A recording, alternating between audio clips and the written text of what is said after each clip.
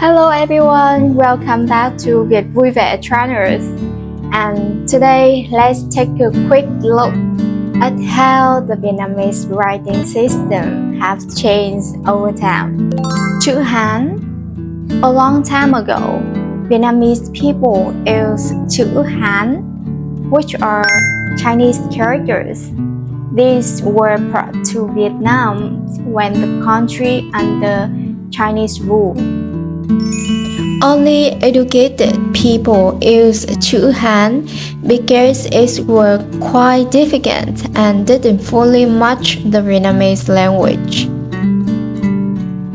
Later, chữ Nôm was created. This system mixed Chinese characters with new symbols to better represent Vietnamese sounds. It allowed people to write in Vietnamese for the first time. However, chữ Nôm were still pretty complicated and not easy to learn. Finally, in the 17th century, chữ Quốc ngữ was developed by Western missionaries.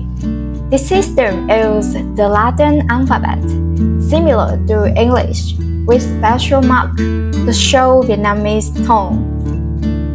Chữ Quốc ngữ is simple and easy to learn, so by the 20th century, it became the official writing system in Vietnam.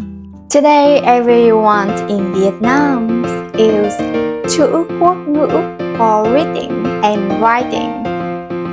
From chữ Hán to chữ Nôm, and now is chữ Quốc ngữ. The Vietnamese writing system has come a long way. And that's it for today's lesson. Thank you for watching and see you in the next video.